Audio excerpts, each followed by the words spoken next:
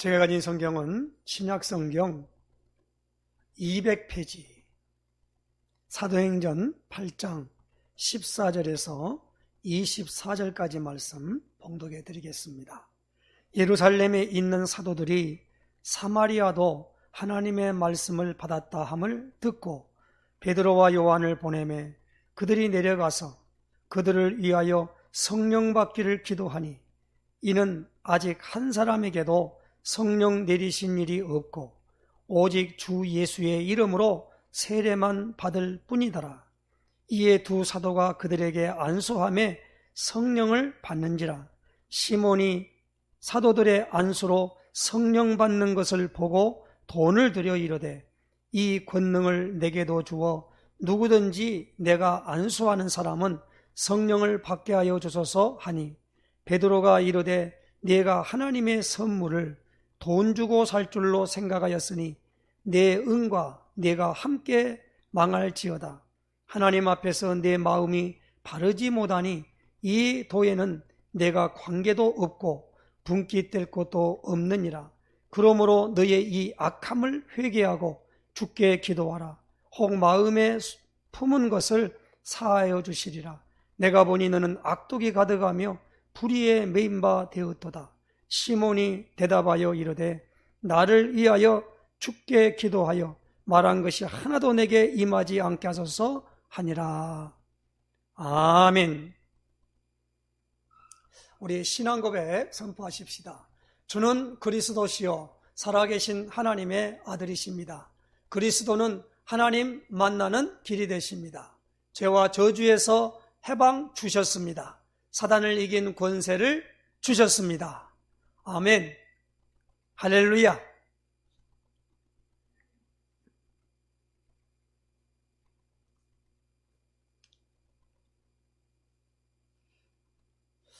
우리 조국 대한민국의 교회들이 특별히 개신교를 말합니다. 개신교회들이 큰 환난을 또 핍박을 받는 그런 가운데 있습니다. 감염병 예방이라고 하는 법을 만들어서 지금 1년 거의 7개월 동안의 과정을 통과되면서 많은 사람들이 의심을 하게 됩니다. 그 의심은 어떤 것은 되고 어떤 것은 안 되는데 특별히 사람이 2m 이상이 떨어져야 되고 실외에서 많은 의학자들이나 과학자들이 이 코로나 바이러스 이 성격에 대해서 이제 많이 연구도 하고 거기에 따르는 백신을 개발해서 지금 진행하고 있는데 우리나라뿐만이 아닙니다. 전 세계에 이것이 누구에 의해서 이게 주장되고 있다는 것을 알게 된 것입니다. 지금 코로나19 바이러스에 대해서 유튜브나 아니면 페이스북, 트위터 이런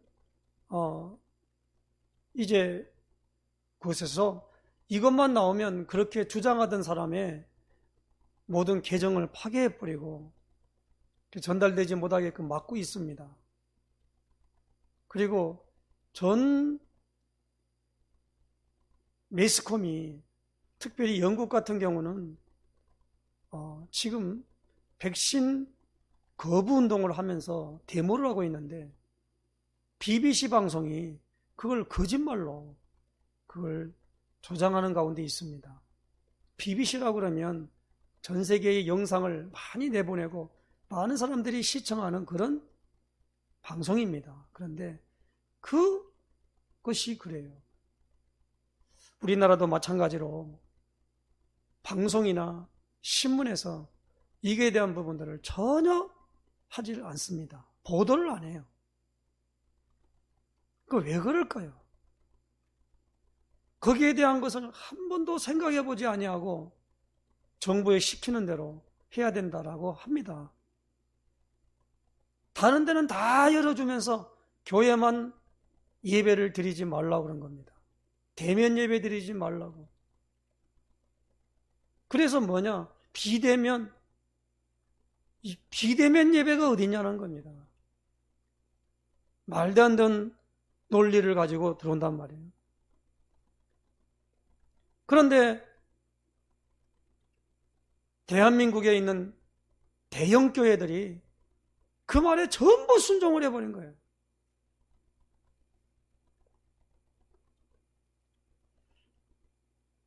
그러다 보니까 개척교회요, 미자립교회요, 작은 교회들이 더 이상 유지할 수가 없어서 교회 아예 문을 닫아버리는 그런 일이 속출하고 있다고 지금 하고 있습니다. 그래도 교회가 앗소리를 못해요. 전부가 뭐가 뭔지도 모르지만 다 마스크 다 끼고 그게 습관화돼서, 그런데 전 세계적으로 이 대한민국 같은 나라가 없다는 거예요. 이런 가운데 있습니다. 그러므로 오늘 우리는 거시적으로 말미암아 한 번도 당해보지 아니하는 이 코로나 바이러스를 통해서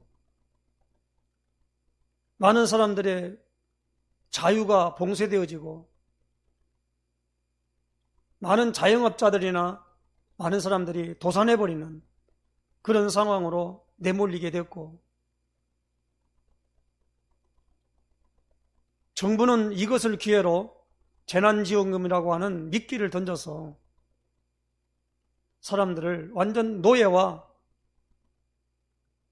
시키는, 마치 정부에 주는 배급을 받아서 살아가도록 하는 공산주의 그 시스템을 지금 적용하고 있는 것입니다.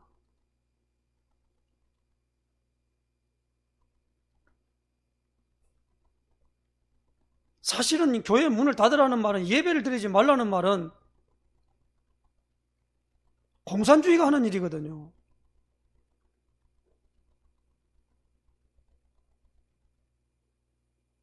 코로나를 통해서 죽는 사람이 없대요. 감기같이 감염은 빠르단 말입니다. 그런데 여기에 대한 부분들을 소위 면역학에 종사해서 있던 이 왕재 교수의 말에 의하면 많은 의사, 약사, 그리고 지도층에 있는 사람들이 이 돈이라면은 이 모든 것으로 말미암아 지금 그렇게 되고 있다는 겁니다.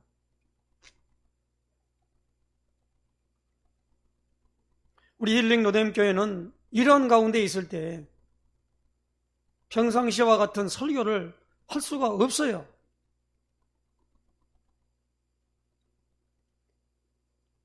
교회에서 목회자가 설교를 하려면 메시지를 받는 사람의 수준에 따라서 해야 되지 않겠습니까? 판에 박은 교리를 말할 수도 있는 것도 아니고요. 율법을 통해서 무엇을 해야만이 하나님께 나간다라고 말을 할 수 있는 부분도 아니라는 겁니다. 그러므로 우리 힐링 로뎀교회는 8월 달에 가장 중심되고 가장 중요한 메시지가 뭐냐? 성령에 대하여 말씀을 받고 있습니다.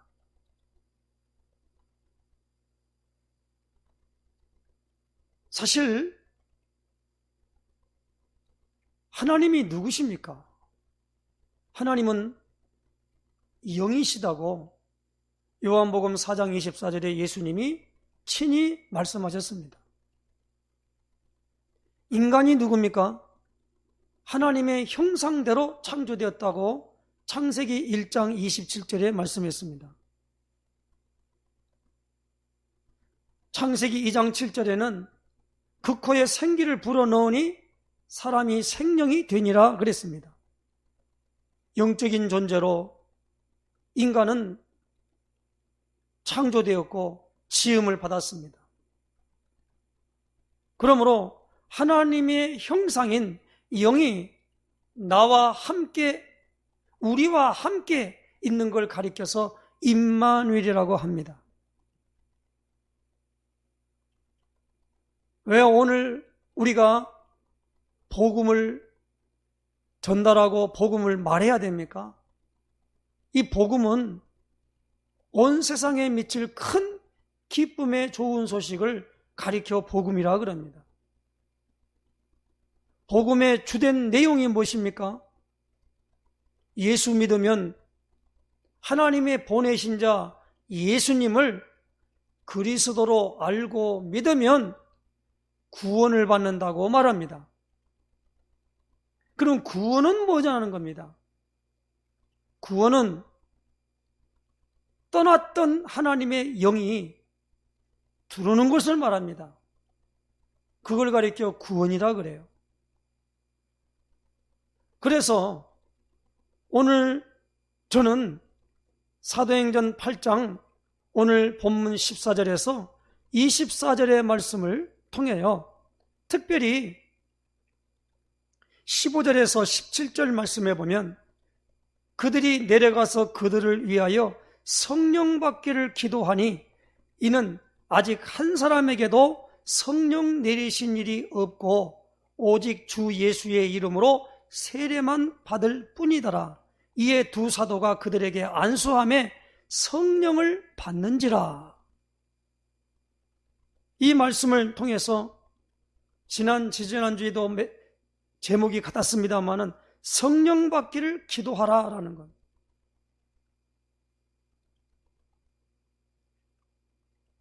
예수님께서 성령에 대하여 가장 말씀을 많이 한 성경이 요한복음입니다.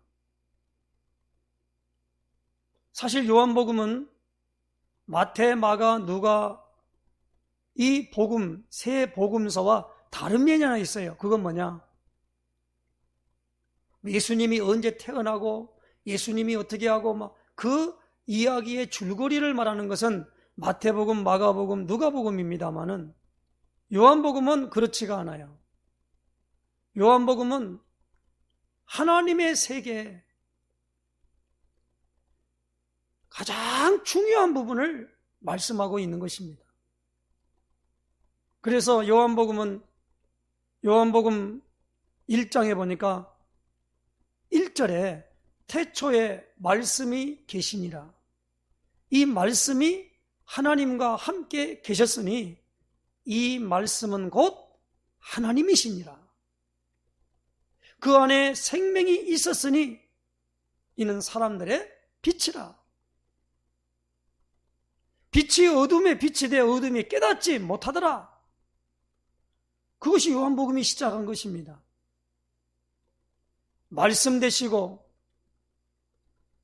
그 안에 빛이 되시고 그 안에 생명 되시는 그분이 누구냐? 그분이 예수님이시다라는 겁니다.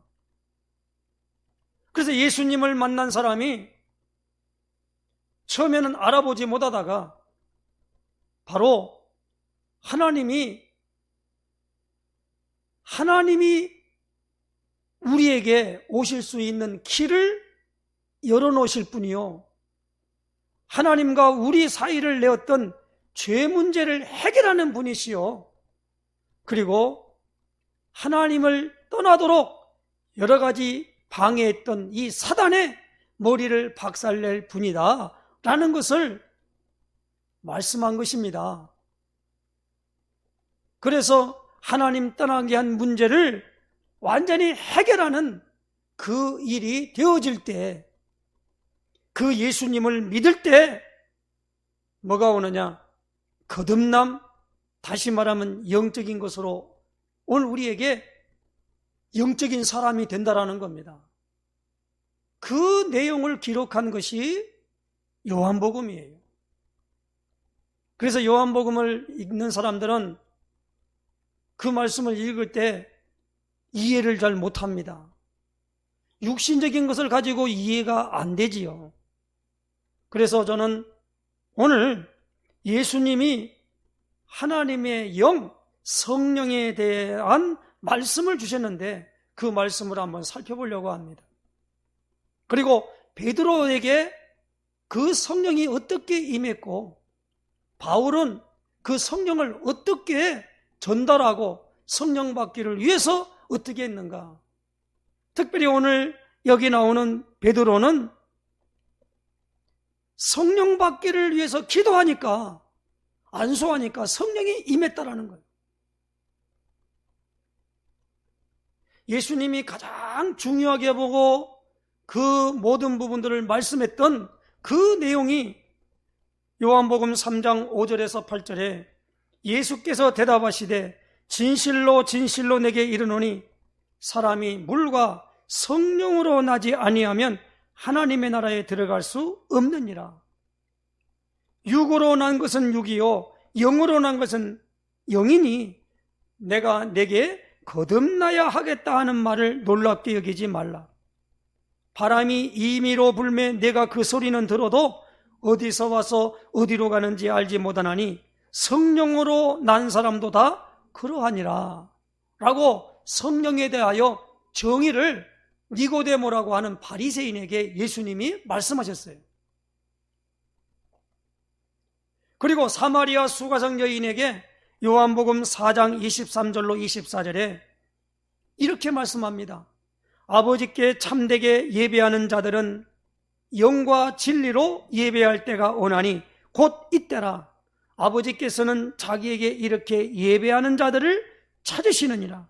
하나님은 영이시니 예배하는 자가 영과 진리로 예배할지니라. 굉장히 중요한 말씀이죠. 그리고 예수님이 명절 끝날 요한복음 7장 39절에 명절 끝날 곧 큰 날에 예수께서 서서 외쳐 이르시되 누구든지 목마르거든 내게로 와서 마시라. 나를 믿는 자는 성경의 이름과 같이 그 배에서 생수의 강이 흘러나오리라 하시니 이는 그를 믿는 자들이 받을 성령을 가리켜 말씀하신 것이라. 예수께서 아직 영광을 받지 않으셨으므로 성령이 아직 그들에게 계시지 아니하시더라. 성령을 가리켜서 말씀하셨다는 겁니다. 예수님이 친히 요한복음 14장 13절 17절에 너희가 내 이름으로 무엇을 구하든지 내가 행하리니 이는 아버지로 하여금 아들로 말미암아 영광을 받으시게 하려 함이라. 내 이름으로 무엇이든지 내게 구하면 내가 행하리라. 너희가 나를 사랑하면 나의 계명을 지키리라. 내가 아버지께 구하겠으니 그가 또 다른 보혜사를 너희에게 주사 영원토록 너희와 함께 있게 하리니 그는 진리의 영이라. 세상은 능히 그를 받지 못하나니 이는 그를 보지도 못하고 알지도 못함이라. 예수님이 이 말씀을 제자들에게 하셨어요. 왜 하셨을까요? 중요하니까 했지요. 또 예수님이 요한복음 14장 26절 26, 27절에 이렇게 말씀합니다. 보혜사 곧 아버지께서 내 이름으로 보내실 성령 그가 너희에게 모든 것을 가르치고 내가 너희에게 말한 모든 것을 생각나게 하리라. 평안을 너희에게 끼치노니 곧 나의 평안을 너희에게 주노라. 내가 너희에게 주는 것은 세상에 주는 것과 같지 아니하니라. 너희는 마음에 근심하지도 말고 두려워하지도 말라. 그렇게 말씀했습니다.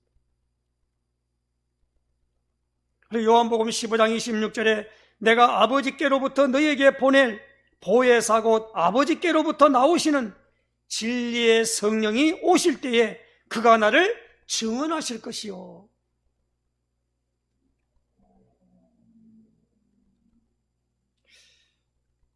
그리고 요한복음 16장 13절에 그러나 진리의 성령이 오시면 그가 너희를 모든 진리 가운데로 인도하시리니 그가 스스로 말하지 않고 오직 들은 것을 말하며 장래 일을 너희에게 알리시리라 그랬습니다.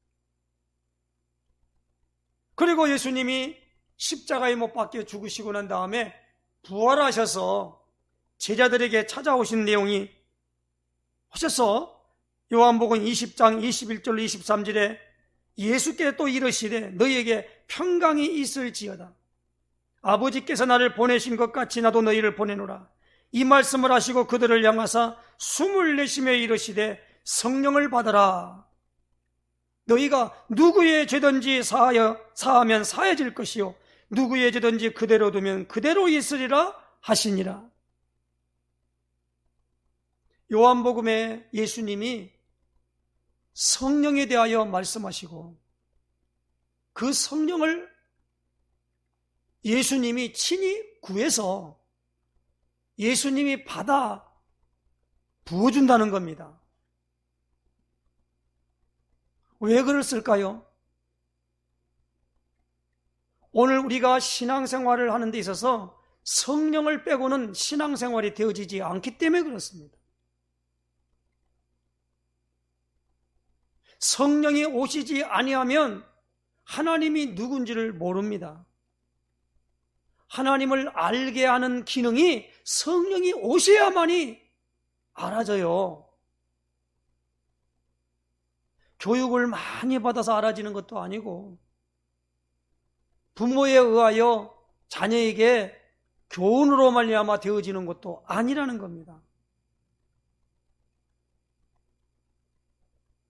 그런데 오늘 우리는 이 눈에 보이지 아니하고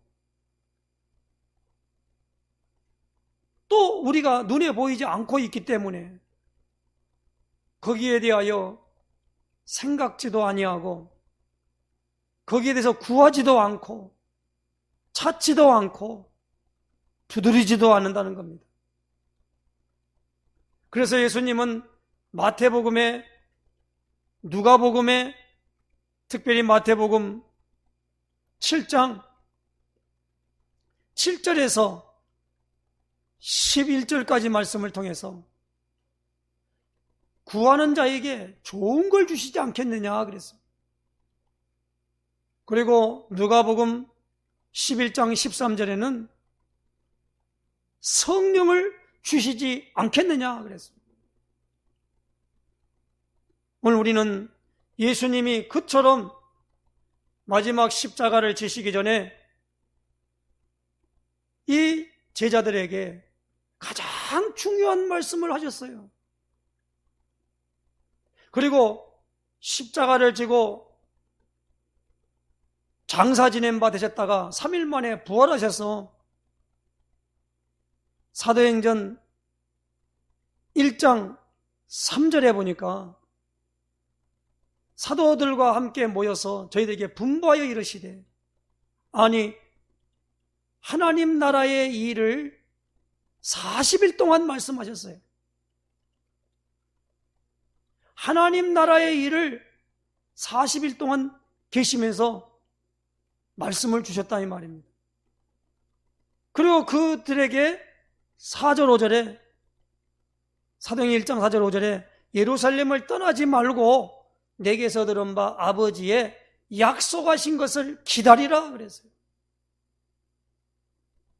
요한은 물로 세례를 베풀었으나 너희는 몇 날이 못되어 성령으로 세례를 받으리라 하셨느니라.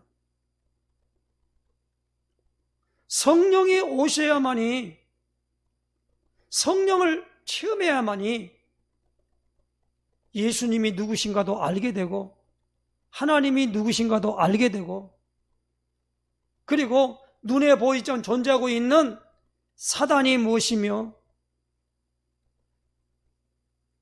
불행한 것을 갖고는 이 저주가 무엇이며 그 모든 것들이 보인다는 겁니다. 성령을 받기 전에는 제자들도 전혀 예수님을 그리고 하나님을 뭡니까? 믿기는 믿는데 약해요.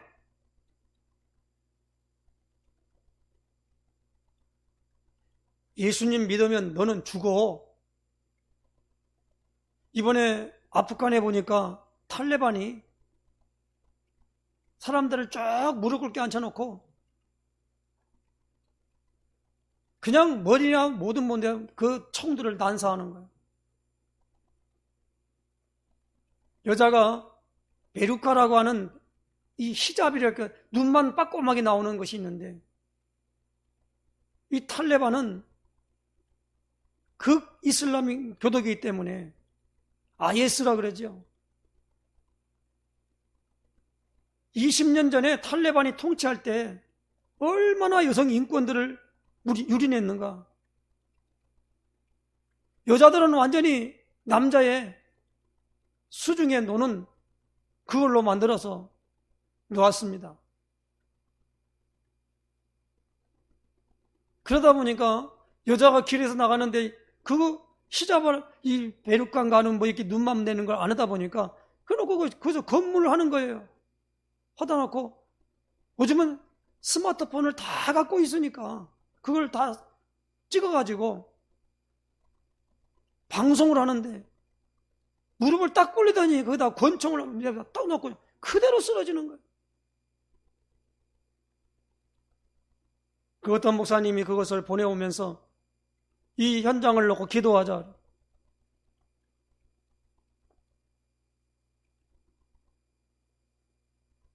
그런데 교회 예배드리지 말라고 말하면 거기에 그대로 순응한 겁니다. 따라야지. 그 사람들이 하는 말이 뭐냐면 모든 왕이나 권력도 하나님이 세운 거 아니냐. 그러면 디모데전서에 있는 말씀을 딱 가지고 나와요. 순복하라는 거예요.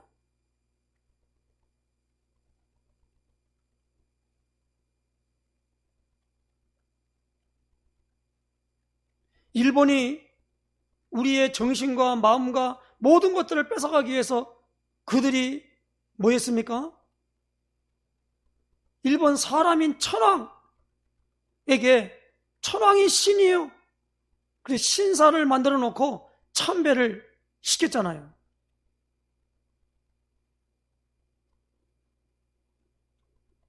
그러다 보니까 평양에 있는 북한에 있는 평양에서 얼마나 많은 성령의 부흥이 일어났습니까? 그런데 많은 교회, 특별히 장로교, 이 총회가 말이에요. 신사참배를 해도 된다라고 가기를 했어요. 그러면서 뭐라고 하냐? 신사참배는 국가 의례다 이거예요. 그건 굳이 거기 신사참배, 아유 우리가 제사 지내면 거기다 갖다가 재물 놓고 하고 어떤 분은 그래요. 뭐 절만 안 하면 되는 거지. 그때 주기철 목사님은 어떻게 했습니까? 그걸 거부했어요. 그래 교회가 그걸 비방합니다. 아니 국가 의례 한번 하면 되는 것인데 왜 거기 항의해가지고 그것을 기독교인들을 핍박하는 빌미로 삼게 만드냐라고 해서 그 당시에는 목회자들이 주기철 목사를 얼마나 욕한지 몰라요.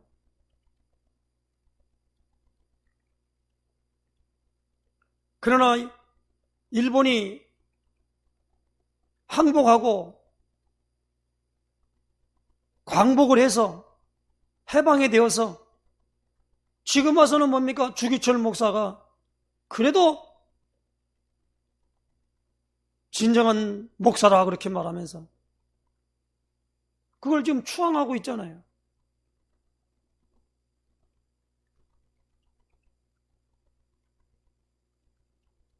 그렇게 했던 그 평양이 나중에 어떻게 됐습니까?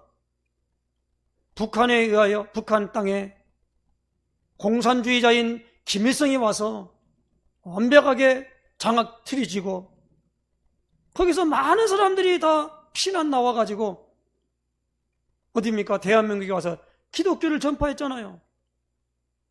그 대표적인 목사님이 한경직 목사 아닙니까? 서울 영락교회. 그리고 한경직 목사님이 돌아가시기 전에 항상 하는 말은 뭐냐? 자기는 신사참배를 한 그 죄인이다라고 늘 회개하고 한 마음이고 그랬다고 하지 않습니까? 그래서 그 한경직 목사님이 공산주의가 뭔가 그거에 대해서 항거하기 위해서 한국 기독교 청년합회를 세웠다고 하지 않습니까? 그런 역사적인 관점이 갖고 있어요. 왜 거기에 못합니까? 목회자가 성령에 대한 충만함과 하나님의 뜻이 뭔가를 체험하지 못하니까 국가 권리 너 죽어 그러니까 그대로 죽는 거 죽으면 어떻게 해요? 살아야지. 그러게 되어버린 거예요. 그럼 우리가 그분들을 욕할 수가 없어요. 왜? 나도 그러는데.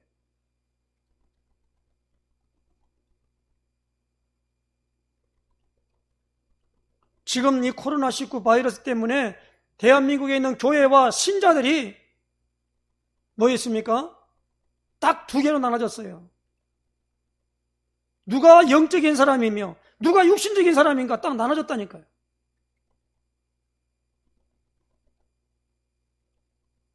그러므로 오늘 우리는 성령 받아야 됩니다. 그래서 베드로가 오늘 사도행전 2장 10절 18절에 이렇게 말합니다. 성령을 하나님이 약속했다. 하나님이 말씀하시기를 말세에 내가 내 영을 모든 육체에 부어주리니 너희의 자녀들은 예언할 것이요 너희의 젊은이들은 환상을 보고 너희 늙은이들은 꿈을 꾸리라. 그때 내가 내 영을 내 남종과 여종들에게 부어주리니 그들이 예언할 것이요 라고 했습니다. 그리고 사도행전 2장 38, 39절에 베드로가 이르되 너희가 회개하여 각각 예수 그리스도 이름으로 세례를 받고 죄사함을 받아라. 그리하면 성령의 선물을 받으리니 이 약속은 너희와 너희 자녀와 모든 먼데 사람 곧 주 우리 하나님이 얼마든지 부르시는 자들에게 하신 것이라 하고 그랬어요. 그리고 사도행전 4장 31절에 보니까 빌개를 다음에 모인 곳이 진동하더니 무리가 다 성령이 충만하여 담대 하나님의 말씀을 전하니라 라고 했습니다. 그리고 사도행전 5장에 보니까 아나니아와 삽비라가 헌금을 이제 마음에 작정하고 그걸 숨겼어요. 베드로가 그걸 보았습니다. 베드로가 이렇게 말합니다. 사도행전 5장 3절에 베드로가 이르되 아나니아야 어찌 사탄이 내 마음에 가득하여 내가 성령을 속이고 땅값 얼마를 감췄느냐. 사도행전 6장 10절에 보니까 7지사 중에 스데반이 지혜와 성령으로 말함을 그들이 능히 당하지 못하여 그랬습니다. 그리고 베드로는 사도행전 10장 19절에 보니까 베드로가 이 환상에 대하여 생각할 때 성령께서 그에게 말씀하시되 두 사람이 너를 찾으니 라고 하는 정확한 지시와 인도를 받게 됩니다. 그리고 고넬료 집에 가서 복음을 전했는데 사도행전 10장 44, 47절에 베드로가 이 말을 할 때에 성령이 말씀 듣는 모든 사람에게 내려오시니 베드로와 함께 온 할례 받는 신자들이 이방인들에게도 성령 부어주심으로 말미암아 놀라니 이는 방언을 말하며 하나님 높임을 들음이라. 이에 베드로가 이르되 이 사람들이 우리와 같이 성령을 받았으니 누가 능히 물로 세례 베품을 그 말이요 하고 고넬료가 그리고 그 일가 친척 친구들이 성령을 받았다니까요. 그것을 의심하는 그 동료에게 가서 사도행전 11장 15, 17절에 이렇게 베드로가 설명을 합니다. 내가 말을 시작할 때에 성령이 그들에게 임하시기를 처음 우리에게 하신 것과 같이 하는지라. 내가 주의 말씀에 요한은 물로 세례를 베풀었으나 너희는 성령으로 세례를 받으리라 하신 것이 생각나노라. 그런즉 하나님이 우리가 주 예수 그리스도를 믿을 때 주신 것 같은 선물을 그들에게도 주셨으니 내가 누구에게 하나님을 능히 맡겠느냐 하더라. 오늘 이 부분에 대하여 우리가 성경 말씀에 다 있는 것을 가지고 자꾸 어렵다 하시면 뭐가 어렵습니까? 성경에서 강조하면 강조한 것에 대하여 가져야 돼요. 그게 신앙생활입니다. 그게 하나님 앞에 영과 진리로 어떻게 하면 예배하지? 하나님이 나를 찾으시구나. 하나님이 내 예배를 받아야 되지 않겠습니까? 그렇다면 어떻게 해야 돼요? 절에 다니는 사람이 목욕 재개하고 옷 잘 갈아입고 정한수 떠가지고 이거 가가지고 싹싹 빌어야만이 뭘 듣는다. 교회 막 시간 되면 딱 나가가지고 딱 정사서로 앉아있고 그렇게 하지 말라는 건 아닙니다.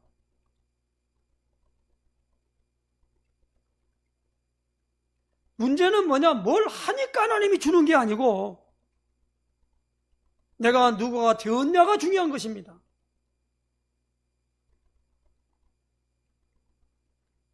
그래서 사도 바울은 사도행전 13장 2절에 주를 섬겨 금식할 때에 성령이 이르시되 내가 불러 시키는 일을 위하여 바나바와 사울을 따로 세우라 하시니 4절에 두 사람이 성령의 보내심을 받아 9절에 바울이라고 하는 사울이 성령이 충만하여 사도행전 16장 6절에 보니까 성령이 아시아에서 말씀을 전하지 못하게 하시거늘 바울은요 사도행전 19장 1절로 7절에 이렇게 말씀합니다. 너희가 믿을 때에 성령을 받았느냐? 성령을 받았냐고 물었어요. 그들이 뭐라고 말하냐? 아니라 우리는 성령이 계심도 듣지 못하였노라. 그래서 바울이 복음을 설명한 겁니다. 너희가 무슨 세례를 받았냐? 하고 물으니까 요한의 세례입니다. 왜 그러죠? 요한의 세례만 알았단 말이에요. 그러니까 바울이 이르되 요한이 회개의 세례를 베풀며 백성에게 말하되 내 뒤에 오시는 이를 믿으라 하였으니 이는 곧 예수라 하거늘 그들이 듣고 주 예수의 이름으로 세례를 받으니 바울이 그들에게 안수하며 성령이 그들에게 임하심으로 방언도 하고 예언도 하니 모두 12사람쯤 되니라. 너희가 믿을 때 성령을 받았냐? 성령 어려운 거 아니에요. 아니 하나님이시라니까요. 하나님 만나야 되잖아요.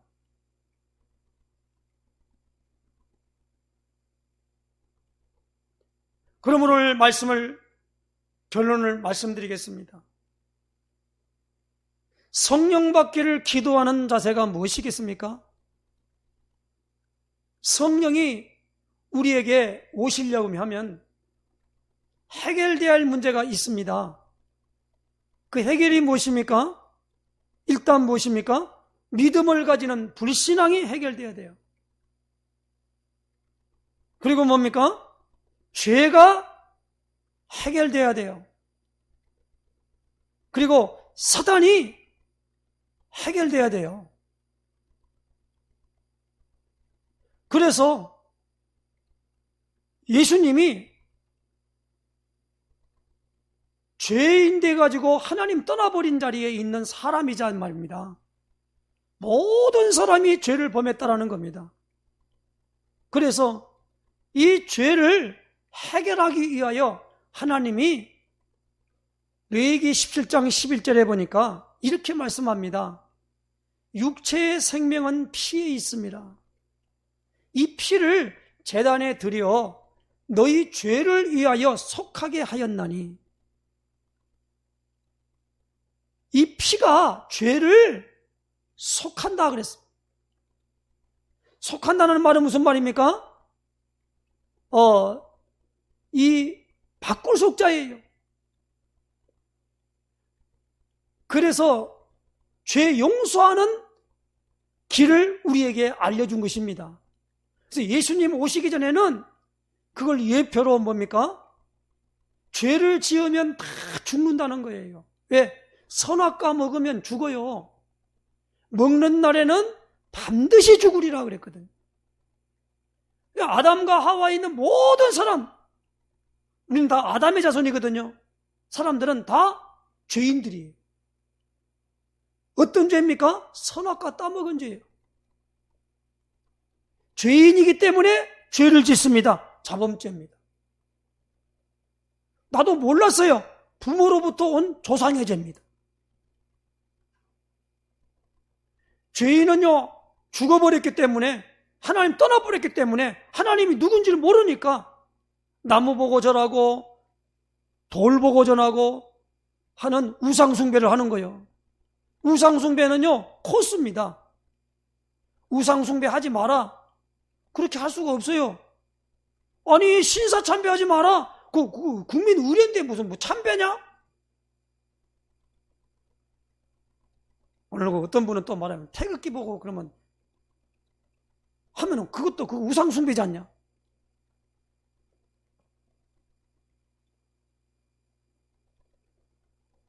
그 말도 있잖아요. 성령 받지 않으면 그 말도 그 진짜인지 가짜인지 몰라요. 그러므로 오늘 우리는 요 죄 문제를 해결한단 말입니다.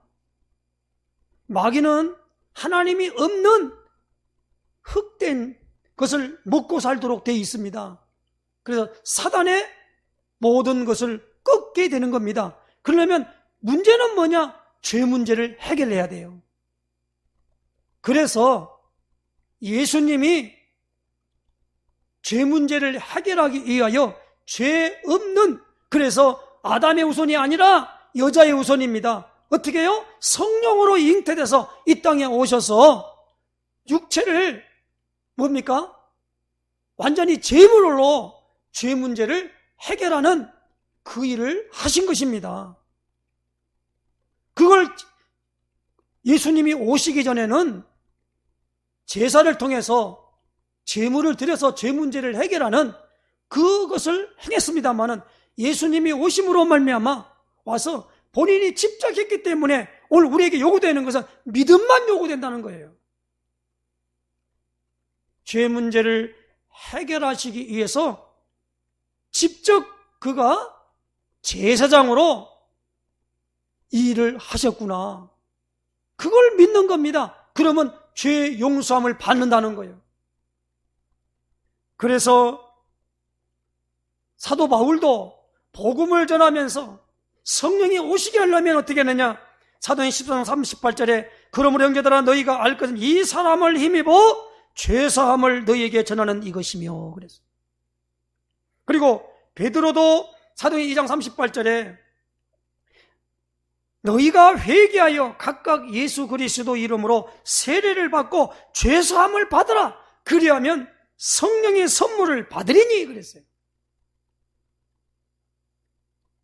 그리고 사도행전 11장 18절에 보니까 그들이 이 말을 듣고 잠잠하여 하나님께 영광을 돌려 이르되 그러면 하나님께서 이방인에게도 생명 얻는 회개를 주셨구나. 회개가 뭐지요? 아, 예수님이 나를 위해 십자가에 못 박혀 죽으셨구나. 그것이 은혜구나. 라고 하는 걸 깨닫는 것을 회개라 그래요. 그래서 회개의 표정이 뭐예요? 그 이름으로 내가 세례를 간단 말이에요. 세례가 뭐지요? 나는 죽었다는 거예요. 그리고 다시 살아나는 것을 바라본다라는 겁니다.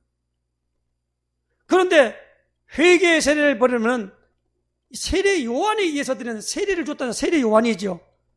그 세례는 예수님을 소개하기 위해서 주시는 것이라 이 말입니다. 회개의 세례예요. 그러나 예수님을 직접 이름으로 세례를 받으면 세례 요한이 준 세례가 아니라 예수님의 이름으로 되어졌기 때문에 그것을 하나님이 인정한다는 겁니다. 그리하면 뭐요? 죄사함을 하나님이 용서한다고 인정하고 오늘 우리에게 성령의 선물을 주신다는 겁니다.